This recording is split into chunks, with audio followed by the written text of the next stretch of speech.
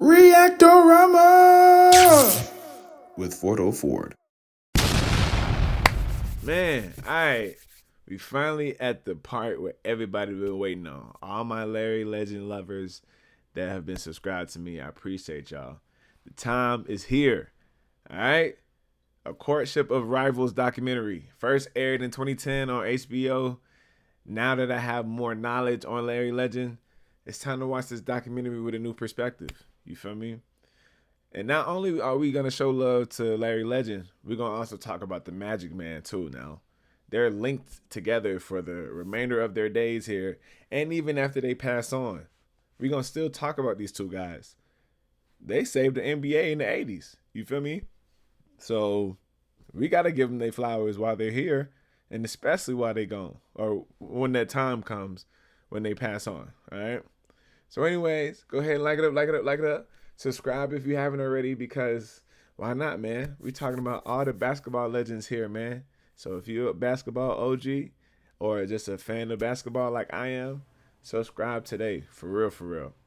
I'ma quit yapping. Let's get to reacting, shall we? They talk about it every day, somewhere. If I go to a foreign country, magic, what magic? I mean, it's the same everywhere.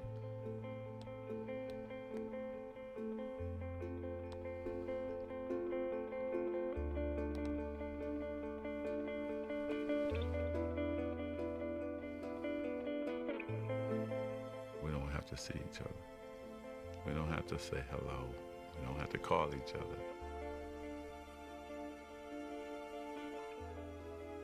That's my main competition. It's always been like that. You know you got this tight bond with this cat, and you don't have to see him for a year or two.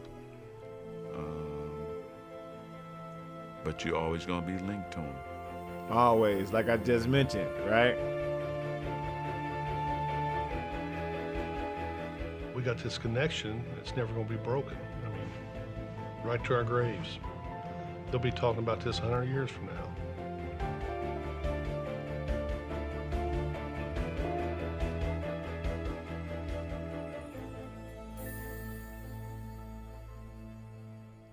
Let's get it.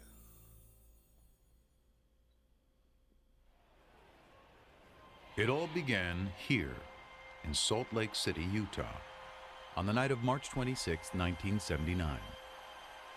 The championship game. It was the NCAA championship. Yeah. Indiana State versus Michigan State. A game that still ranks as the highest rated college final ever on television. Ever. A game that's now remembered as a prologue to a rivalry that transformed a sport and intertwined two legacies. But on that night, March 26, 1979, the first time Magic Johnson and Larry Bird ever went head-to-head on a basketball court, they were simply two young men trying to win a very big ball game. Well, this is probably the biggest game I'll ever play in my life, and I just feel like, you know, I'm representing not only myself, my team, but we're representing our school and our town, Terre Haute. Well, it's a dream come true, really, for me. I won the state title back in my home state, and then my next accomplishment was going to the NCAA and playing in a game like tonight in the finals. They were two stars thrown together by the cosmos to compete, but only one of them had been groomed for the spotlight. In his case, it seemed since birth. I think his upbringing in East Lansing really put that smile on his face in the beginning, and it never came off. The Magic Man. Born August 14th, 1959, Irvin Johnson grew up in Lansing, the gritty industrial capital city of Michigan. Raised under this little roof, he was one of Christine and Irvin Johnson Sr.'s 10 kids. Christine was a school custodian, while Irvin Sr. worked two jobs nearly around the clock. My father, he got up early every morning, 6 o'clock or so, and he went to work on his trash hauling truck every single day. Around noon, he would come home, catch a nap, and then he worked for General Motors for 30 years. And he won an award for never being late and never missed a day. Wow. As a youngster, Irvin displayed his own strong work ethic on the blacktop. I was out there all day long. Before we went to school, the bus leave at 7:30. I was out there at 6:30 working on my game. Come on now. My mother sometimes had to bring me food, or she would have one of my brothers and sisters, go get that boy so he could eat something. From a very young age, Irvin knew what he wanted to do. He had it all planned out. My dreams were to play in the NBA and become a businessman.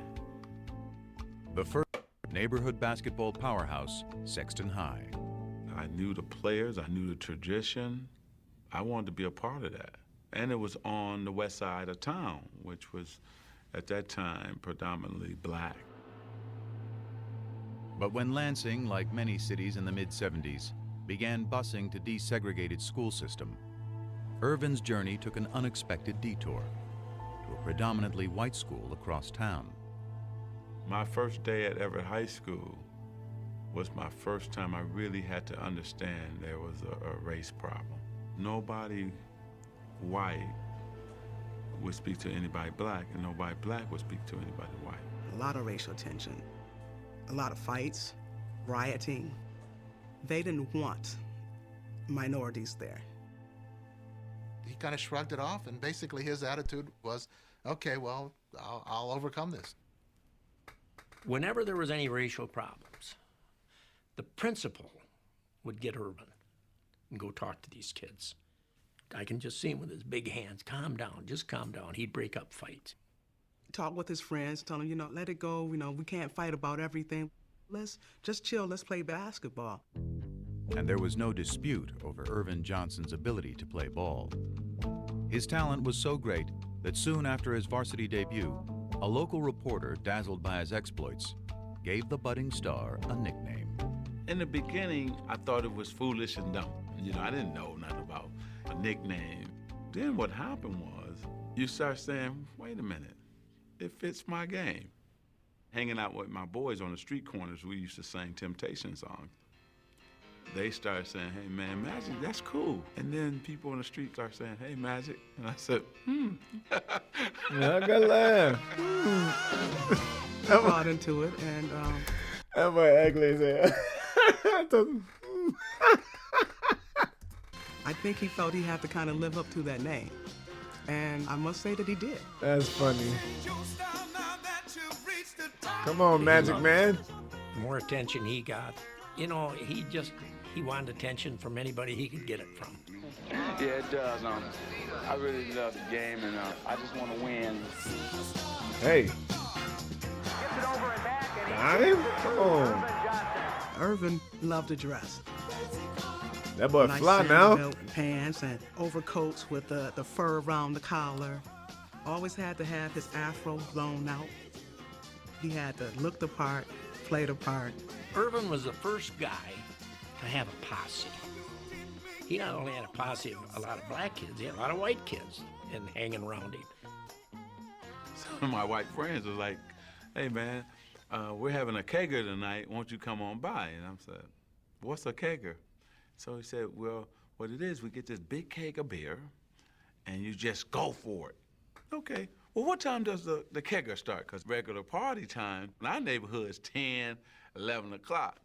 The kegger starts at 7. I said, the party starts at 7 o'clock? And I said, okay, man, I'm gonna come to the kegger.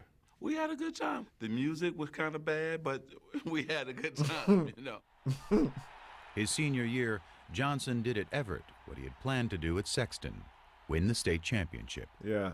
And when it came to choosing a college, he decided to stay where the love would be assured, home in Lansing. Next year, I will be attending Michigan State University. Hey. At MSU, Magic's star quickly went national. But atop the college game, he soon discovered a certain presence beside him. The first time I saw Larry Bird was actually in a magazine. Larry Legend. Saw his stats, blown away by his stats. But let's see if he can really do it against us. And that's always a mindset of black players if he's a great white player. In 1978, after his freshman year, Magic would quickly find out. when both he and Bird were chosen to play for Team USA in the World Invitational Tournament. They would put Larry Bird and I on the same team together to scrimmage, right? It was blowing my mind because he's dominating Jack Givens, Player of the Year in college basketball. Larry Bird is eating him alive. I couldn't wait to call home to tell my boys, man, this dude named Larry Bird is for real.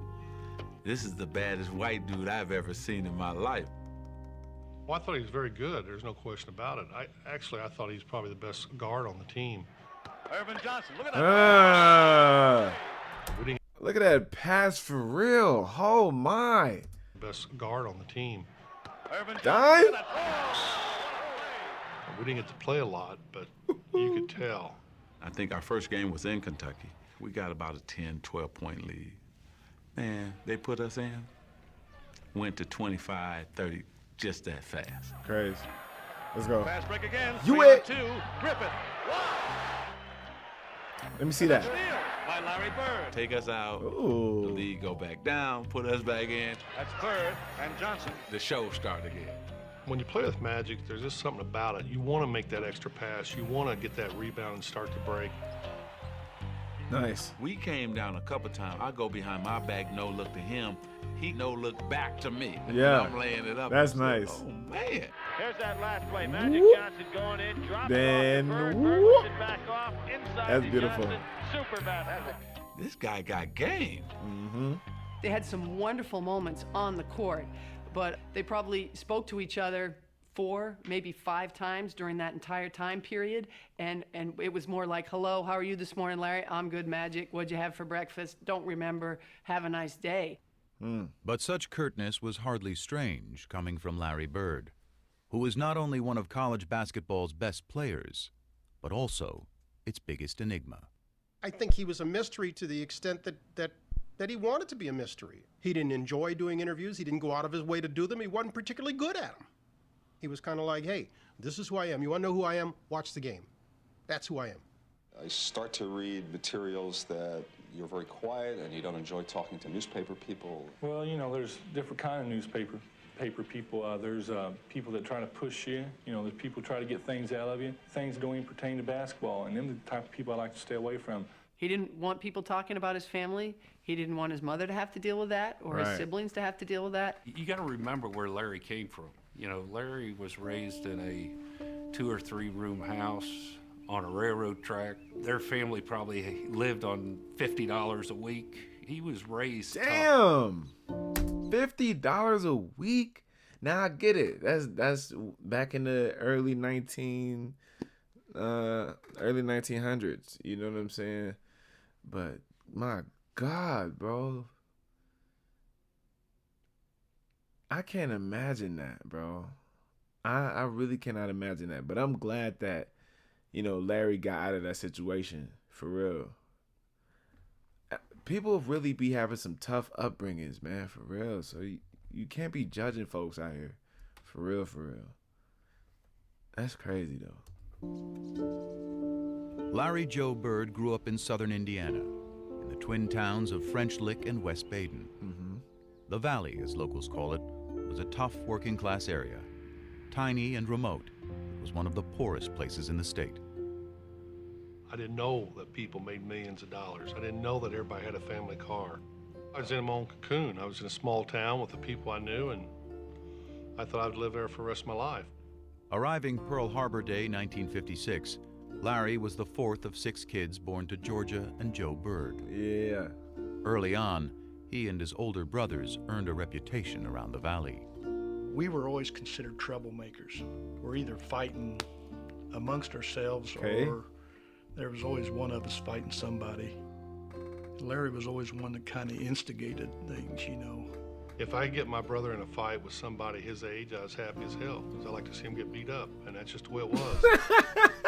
If I got in a scrape with some kid, and my brothers didn't come to my side, they knew that when he got home, my dad was going to whip him. That's funny as hell. That boy said he wanted to see his brother get beat up, man. Like, that's crazy, dog. I don't have siblings, so I don't know what it's like to have, a brother to have that interaction with. You know what I'm saying?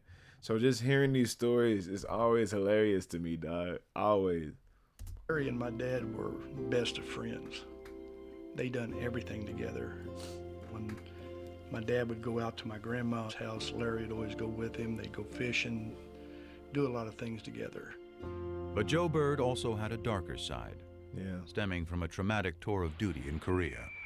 Larry remembers waking up in the middle of the night hearing his father's blood-curdling screams from the nightmares he had had from the war. What happened to his father in the war affected his entire life. Damn. He was never able to quite get rid of whatever those demons were. A talented craftsman, Joe Bird struggled to hold steady jobs. And even when he was working, his demons would, on occasion, drive him to the bottle. There were times when Joe went out with the guys and had a few beers and the wages didn't come home that night. And that didn't happen every day. It happened once in a while, but when money is as tight as it was for the Birds, once in a while was a major problem for their family. My mom sometimes worked late and sometimes she had 2 jobs, but that's the way it was. I worked at school during my lunch hours, worked at the local grocery store, put up hay in the summer. I mean, if you wanted money, you had to get it on your own. Yeah. To young Larry, actions spoke louder than words. I mean, at least he was still getting to a bag, though. You feel me? He was very quiet, kind of hung to himself a little bit. I saw Larry take an F in an English class because he had to get up in front of his peers and give a speech.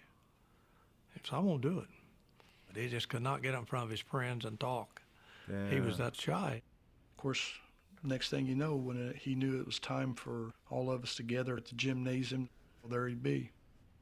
The minute he'd get a basketball in his hand, things were totally different. Right. Basketball was just, it came to me, seemed like easy. I didn't have the quickness, I didn't have jumping ability. I just thought the game out.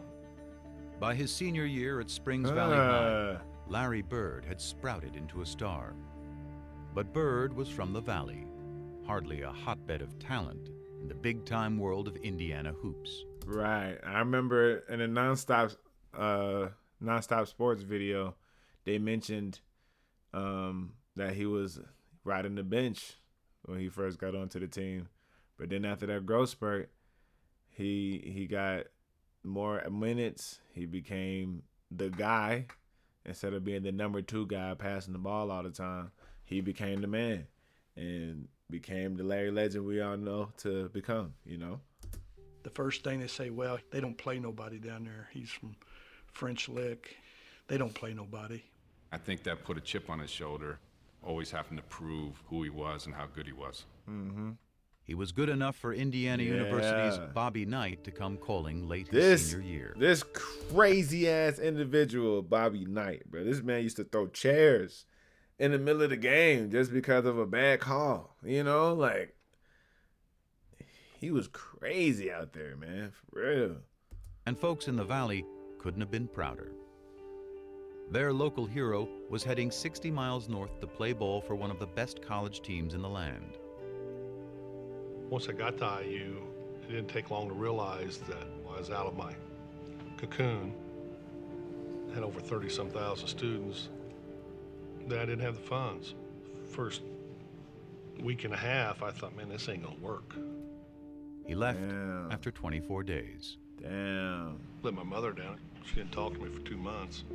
But it didn't matter what other people said. To this day, I don't care. At least he had a plan, though, Back in French Lick, Bird took to working for the city, hauling trash and painting park benches. Meanwhile, by that winter, his father's demons had taken him to an even darker place.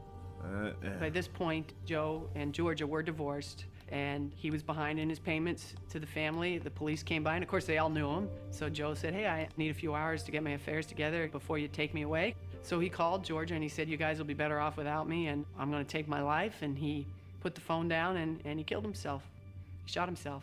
Damn. When Dad passed, it hurt Larry. I mean, that was his best friend. It's gone now.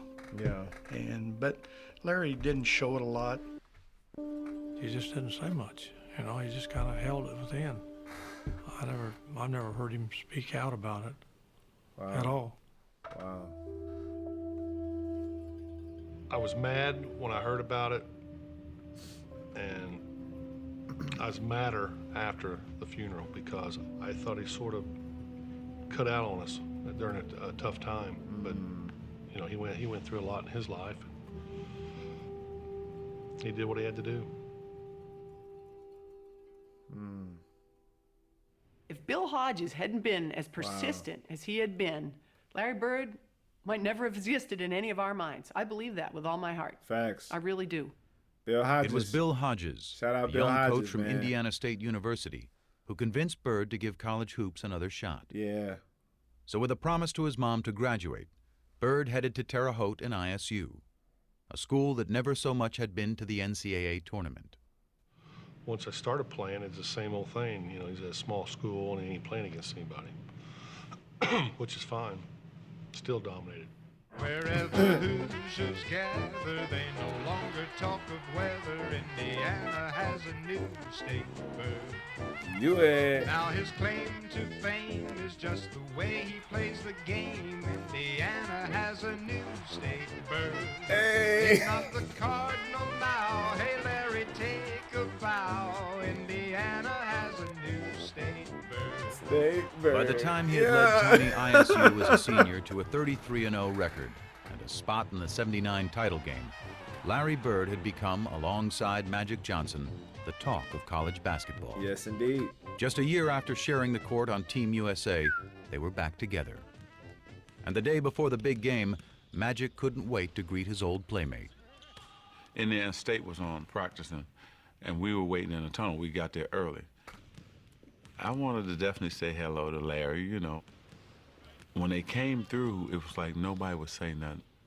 I wanted to go toward him, like his guys, like made sure that he didn't say nothing. And then they kind of started snickering, like, Michigan State, you in trouble. We're gonna kill you guys tomorrow. I probably did snub him. I don't remember it, but I'm sure I did. I didn't want any, you know, like I call it love fest, hugging and slapping high fives with opponent. You're there for a reason. You're there to win a game. That just said it's on now. I understand both perspectives though. Magic want to make sure the you know, the relationship is alive, while Larry is like, bro, you the op. We ain't finna be high-fiving and hugging, bro. You the op. I get both perspectives. I can't cap. It is Indiana State against Michigan State. I'm Bryant Gumbel, and the fans here are going bananas. I mean, let's face it, if Larry Bird were black and came from Chicago, it wouldn't have been as big a deal. They were polar opposites. One black, one white, one outgoing, one shy. That was the charm of the attraction. The Bird against Magic. All of the superlatives have been used, and believe me, all of them have been warranted. Heading into the tournament, Magic was the bigger star.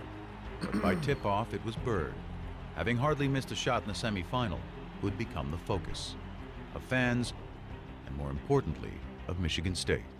We actually had two men on Larry everywhere he went. There he is, Dick. Look at they have him sandwiched in completely. I'm surprised they didn't play a box on one, you know, 4 guys on Larry and 1 on the other 4, because they didn't have a lot of talent.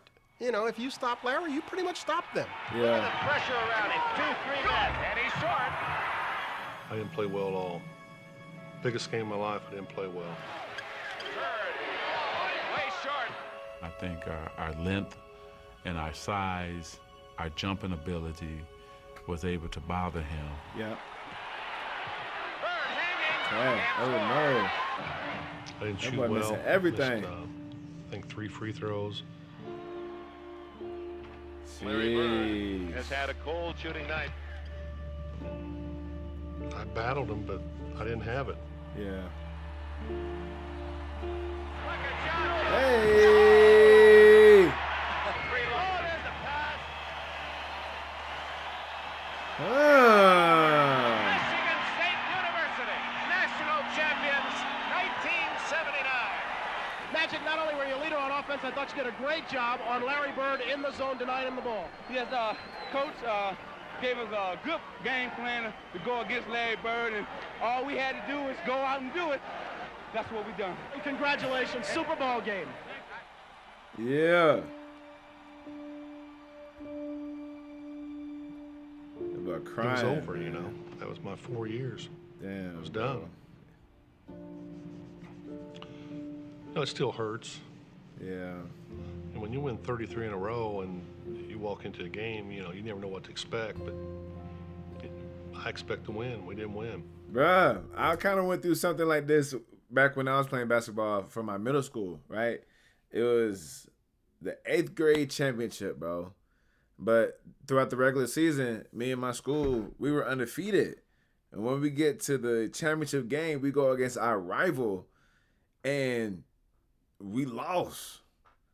Yes, the refs made some controversial calls, but we ended up losing that game, and everybody was devastated, bro. Some of us even cried. I know I did. I shed a couple tears. I'm man enough to admit it. But, dog, that is pain, bro. Like, I feel you, Larry. Like, you go your whole season winning, and then you fall short in the game that matters, bro. That hurt, for real, for real. I feel your pain, dog. Crazy. Toughest loss I ever took. I bet, bro. Same. I ain't gonna hold you. I knew it was gonna haunt him forever because we were gonna see each other a lot. Yeah. The National Basketball Association, in its 33rd season, is troubled by diminishing crowds and declining television ratings, signs that fan interest may be waning. If college basketball was flourishing at the end of the 1970s, the pro game was crumbling. After the golden era of Bill Russell and Jerry West in the 1960s, a merger with the ABA in 1976 had led not only to new teams, but a new temperament. Damn, It was Daryl a Dawkins. new league with new times, with renegades, Oh, with individuals. Oh, God. Yo, Daryl Dawkins out here breaking backboards and then getting ready to squabble with somebody like, what's up? What's up? It was a new league with new at times, with renegades. Boo! individuals. Damn. Iceman. There was an argument made, plausibly, I think, that it was too black a league for the United States of America in the late 1970s. You think about the Knickerbockers at the time. The running joke was it was the Knickerbockers. You know, that's what it was. It was the N-word. It's turning off a lot of white customers that are coming to the game, you know. Why? I think there's a conflict between the white and the black, and I don't enjoy going to basketball and seeing all black players. I mean, I think when they said too black, they meant not just in terms of color, but in terms of style. Let me get mine. You it. And the hell with yours. Basketball for us was about the best moves. You wanted to be that big player that everybody talked about. You wanted to be the one. You didn't think about winning championships or team play. Yeah, cool. And those were just the issues on the court. The NBA had this image of Spencer an Haywood. all-black league with a bunch of guys who did drugs. The teams were losing money, and they had no sponsors. And that's pretty much a death knell right there. Yeah. It's a known fact that you need your white superstars. You just need more white ball players on the team for the white fans to identify with. And in the newest member of the Boston Celtics, that's exactly what the league appeared to be getting. There's hope he can help solve professional basketball's difficulties, which some say are compounded by a question of black and white. The great white hope. What does that mean? Well, you know, it's very hard to say because there's a lot of great white players around, and I just hope that I can just fit in as well as some of them that has fit in. He ran away from that designation. He made it very clear, almost from day one, that he was not the great white hope. You know, the great players are the black players, and they're the best. Such deference meant little to black Celtics like Curtis Rowe, Sidney Wicks, and Cedric Maxwell, who looked at Bird and saw not the great white hope, but another case of great white hype. He didn't impress me no more than any white guy I've ever seen play before. I think that you would say that most black players at the time were racist. in the sense that we did not think that you could find a white guy who could play better than any black guy. When I walk in the first day of camp, them guys were on the floor stretching, and here comes the white savior, here comes this, here comes that. I sort of enjoyed it because I knew I was going to battle them all day. But Curtis and Sidney didn't last long. They didn't even make it through the first practice. Damn. They were cut. So then it was just Cedric. I'm thinking, oh, he's slow, he can't get off a shot. He's not that strong. This is gonna be a layup. Bam, knocks down a jump shot. Okay, maybe that was luck. Gets the ball again. Bam, knocks down another jump shot. Now I'm thinking like, okay, hey, you know what? I'm gonna D this guy up. I'm gonna show him his life. 20 feet away, bam. 25 feet away, bam. My mind just goes to, damn, this white guy can play. It was a good thing, too. The storied Celtics might have been the winningest team in NBA history, but they were fresh off their worst season in 30 years. Mm-hmm. And in Bird, they had a player who was not only supremely talented, but tough enough to take on any challenge. I always played like everybody in the world was against me. Thought everybody was against me. Damn, hold on. Why they had to hug him, though? Look, nah. First of all, Dr. J already got him wrapped up. That's the red flag right there. Why you arguing with somebody, you got them hugged up in your arm? That's a red flag, bro. Then after this scuffle, here come Moses Malone and another teammate holding Larry while Dr. J get his punches in. Like, what the hell? Everybody in the world was against me. Oh, that's Barkley. Barkley, come on, Chuck. Come on, Chuck. Come on, y'all crazy as hell for doing this. Chuck and Moses Malone gonna hold Larry while you see Dr. J get teeing off in Larry. Come on, man. Was against me. You should think up things to get rattled before a game. Damn. He knew how to fight. I know that from off the floor. One night, somebody was giving one of his buddies a hard time, and Larry went over and, said, hey, this is my friend, and this guy was a pretty good-sized guy. By golly, they go out back, and the guy turns and says something to Larry, and Larry hit this guy, and I caught him. Hit him so hard, I go, whoa. He was from the old school, and that's how he played. Larry Bird. Hey. Played the game hard. Played rough. There was this picture needs to be framed in one of their cribs, bro. This picture needs to be framed in one of their cribs, bro. This picture looks so player.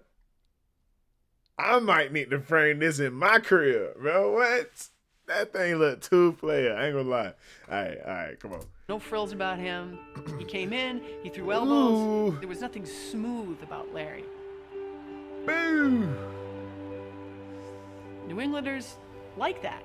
They're hardworking people. They like that that's how people view them. And that's what Larry was. Larry Bird.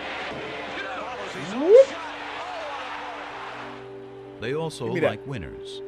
And when Bird led the Celtics to the NBA championship in just his second season, he was finally one of those two. Yeah. Boston loved Larry Bird. It just wasn't so clear at first how much Bird loved the city back. There's only one place I'd rather be, French Lick. Thank you. Man, Larry was almost agoraphobic in his treatment of anything outside his hometown. What? There's only one place I'd rather be, French Lick. Hey, he honest though. He kept it a buck with all those Boston people out there. Like, look, y'all, I appreciate y'all. You know, I work here, but I'd much rather be in my French Lick city. You feel me? That's similar to joke, Nikola Jokic. Like, yes, thank you, Denver. I love you guys. I love working here, but I'd rather be with my horses. You know what I mean? It's the same thing. Jokic and Larry Bird go hand in hand on and off the court, bro. They are legit, honestly, close to being the same person, bro. It's insane. He wanted to be the Wizard of Oz. He wanted to intimidate people and keep them at bay. The further we are away from each other, the more I like it. I had a nice little house. I had my little yard. I want to go from there to practice back. If we had a game coming up, I want to go there to the game and back home. Simple man. It was all basketball. My whole life was basketball. Simple. If he was just sitting there with just me, you were looking around mumbling, trying to find things that we had in common that we could talk about. Now, we started talking about basketball, started talking about players. It was, you know, it was great. U.S. history? No. You know, we forced passes, we made errors down the stretch. Daily events? No. I made the shot, and then always up by 2, and they had to get back in the game, which they did. Politics? No. Try to not do anything I can't do or do no more than what I can do. I just go out and try to do my basic game. He proudly dubbed himself the Hick from French Lick. Yeah. And he looked every bit the part. But those who played him for simple did so at their own peril. One of the great ways, I think, of winding up with no money in your pocket is to think Larry Bird is dumb. Syntax is not intelligence. Unlettered is not stupid. He's got a great sense of humor. He just didn't show that to people. That didn't mean he didn't have it. He did, however, allow the public one small indulgence. You could come out on Saturday and watch him mow his lawn. Huge crowd started to stop. Larry Bird's cutting grass in front of his house. He's mowing his lawn in the springtime. Larry is about doing things himself. And I think it's one of the things that made him so beloved in Boston. But as Bird navigated through his new world, he still had one eye fixed on a familiar foe, the faraway land. The Magic Man.